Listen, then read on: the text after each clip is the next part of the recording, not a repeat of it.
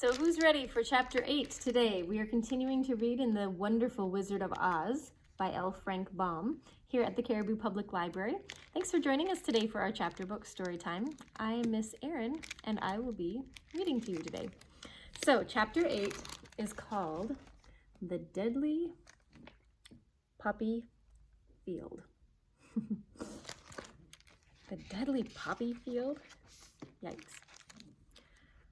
Our little party of travelers awakened next morning refreshed and full of hope, and Dorothy breakfasted like a princess off peaches and plums from the trees beside the river.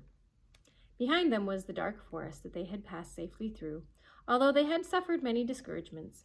But before them was a lovely sunny country that seemed to beckon them on to the Emerald City. To be sure, the broad river now cut them off from this beautiful land, but the raft was nearly done, and after the Tin Woodman had cut a few more logs and fastened them together with wooden pins, they were ready to start. Dorothy sat down in the middle of the raft and held Toto in her arms.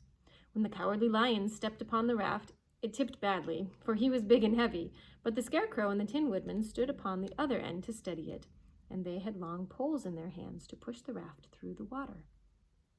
They got along quite well at first, but when they reached the middle of the river, the swift current swept the raft downstream, farther and farther away from the road of yellow brick, and the water grew so deep that the long poles could not touch the bottom. "This is bad," said the Tin Woodman, "for if we cannot get to the land, we shall be carried into the country of the Wicked Witch of the West, and she will enchant us and make us her slaves." "Then I shall get no brains," said the Scarecrow. "And I should get no courage," said the Cowardly Lion. "And I should get no heart," said the Tin Woodman. "And I should never get back to Kansas," said Dorothy. "Well, we must certainly get to the Emerald City if we can," the Scarecrow continued, and he pushed so hard on his long pole that it stuck fast in the mud at the bottom of the river. Before he could pull it out again or let go, the raft was swept away, and the poor Scarecrow left clinging to the pole in the middle of the river. Oh no, look.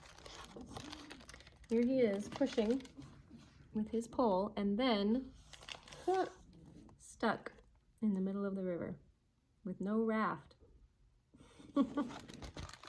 "Goodbye," he called after them, and they were very sorry to leave him indeed. The Tin Woodman began to cry, but fortunately remembered that he might rest, and so he dried his tears on Dorothy's apron. Of course, this was a bad thing for the Scarecrow. "I am now worse off than when I first met Dorothy," he thought. "Then I was stuck on a pole in a cornfield, where I could make believe to scare the crows, at any rate. But surely there is no use for a Scarecrow stuck on a pole in the middle of a river. I'm afraid I shall never have any brains after all." Down the stream the raft floated, and the poor Scarecrow was left far behind. Then the Lion said, "Something must be done to save us. I think I can swim to the shore and pull the raft after me, if you'll only hold fast to the tip of my tail." So he sprang into the water, and the Tin Woodman caught fast hold of his tail, when the Lion began to swim with all his might toward the shore. It was hard work, although he was so big, but by and by they were drawn out of the current, and then Dorothy took the Tin Woodman's long pole and helped to push the raft to the land. They were all tired out when they reached the shore at last and stepped off upon the pretty green grass. And they also knew that the stream had carried them a long way past the road of yellow brick that led to the Emerald City. "What shall we do now?" asked the Tin Woodman, as the Lion lay down on the grass to let the sun dry him. "We must get back to the road in some way," said Dorothy. "The best plan will be to walk along the river bank until we come to the road again," remarked the Lion. So, when they were rested, Dorothy picked up her basket, and they started along the grassy bank back to the road from which the river had carried them. It was a lovely country, with plenty of flowers and fruit trees and sunshine to cheer them, and had they not felt so sorry for the poor Scarecrow, they could have been very happy. They walked along as fast as they could, Dorothy only stopping once to pick a beautiful flower, and after a time the Tin Woodman cried out, "Look!" Then they all looked at the river and saw the Scarecrow perched upon his pole in the middle of the water, looking very lonely and sad. "What can we do to save him?" asked Dorothy. The Lion and the Woodman both shook their heads, for they did not know. So they sat down upon the bank and gazed wistfully at the Scarecrow until a stork flew by, which, seeing them, stopped to rest at the water's edge. "Who are you and where are you going?" asked the stork. "I am Dorothy," answered the girl, "and these are my friends, the Tin Woodman and the Cowardly Lion, and we're going to the Emerald City." "This isn't the road," said the stork, as she twisted her long neck and looked sharply at the queer party. "I know it," returned Dorothy, "but we have lost the Scarecrow and are wondering how we shall get him again." "Where is he?" asked the stork. "Over there, in the river," answered the girl. "If he wasn't so big and heavy, I would get him for you," remarked the stork. "Well, that would be nice, wouldn't it?" "He isn't heavy a bit," said Dorothy eagerly, "for he's stuffed with straw, and if you'll bring him back to us, we shall thank you ever, ever so much." "Well, I'll try," said the stork, "but if I find he's too heavy to carry, I shall have to drop him in the river again." So the big bird flew into the air and over the water until she came to where the Scarecrow was perched upon his pole. Then the stork, with her great claws, grabbed the Scarecrow by the arm and carried him up into the air and back to the bank, where Dorothy and the Lion and the Tin Woodman and Toto were sitting. Here is the stork carrying the Scarecrow across the river. When the Scarecrow found himself among his friends again, he was so happy that he hugged them all, even the Lion and Toto, and as they walked along, he sang, "Tol-de-ride-o," at every step. He felt so happy. "I was afraid I should have to stay in the river forever," he said, "but the kind stork saved me, and if I ever get any brains, I shall find the stork again and do it some kindness in return." "That's all right," said the stork, who was flying along beside them. "I always like to help anyone in trouble. But I must go now, for my babies are waiting in the nest for me. I hope you will find the Emerald City, and that Oz will help you."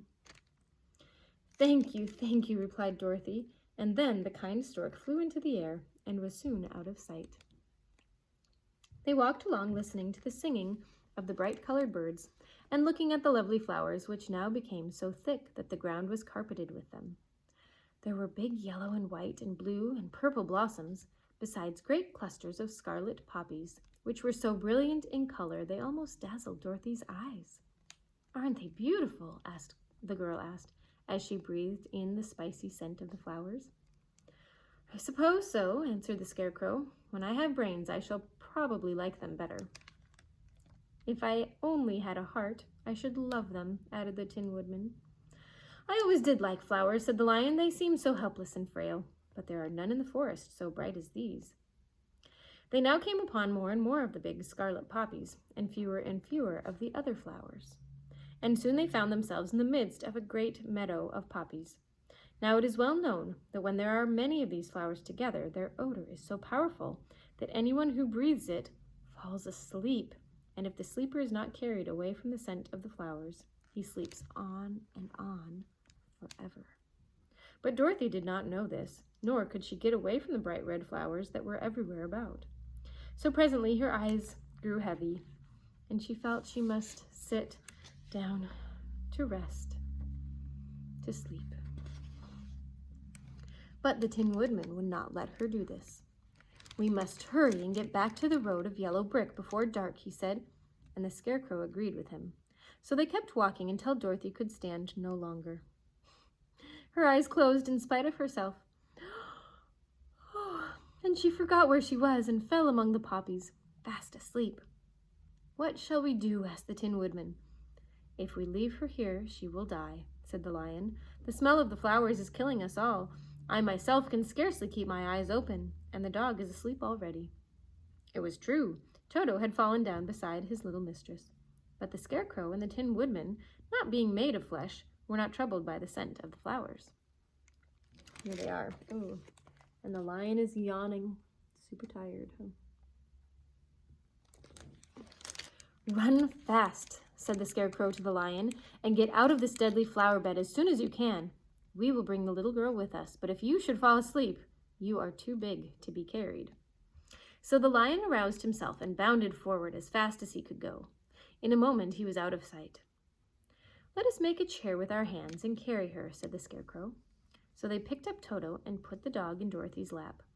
And then they made a chair with their hands for the seat and their arms for the arms, and carried the sleeping girls girl between them through the flowers. On and on they walked, and it seemed that the great carpet of deadly flowers that surrounded them would never end. They followed the bend of the river, and at last came upon their friend the lion, lying fast asleep among the poppies. The flowers had been too strong for the huge beast, and he had given up at last, and fallen only a short distance from the end of the poppy bed, where the sweet grass spread in beautiful green fields before them. "We can do nothing for him," said the Tin Woodman sadly, "for he is much too heavy to lift. We must leave him here to sleep on forever, and perhaps he will dream that he has found courage at last." "I'm sorry," said the Scarecrow. "The lion was a very good comrade for one so cowardly, but let us go on." They carried the sleeping girl to a pretty spot beside the river, far enough from the poppy field to prevent her breathing any more of the poison of the flowers. And here they laid her gently on the soft grass and waited for the fresh breeze to waken her. Here they are, carrying her.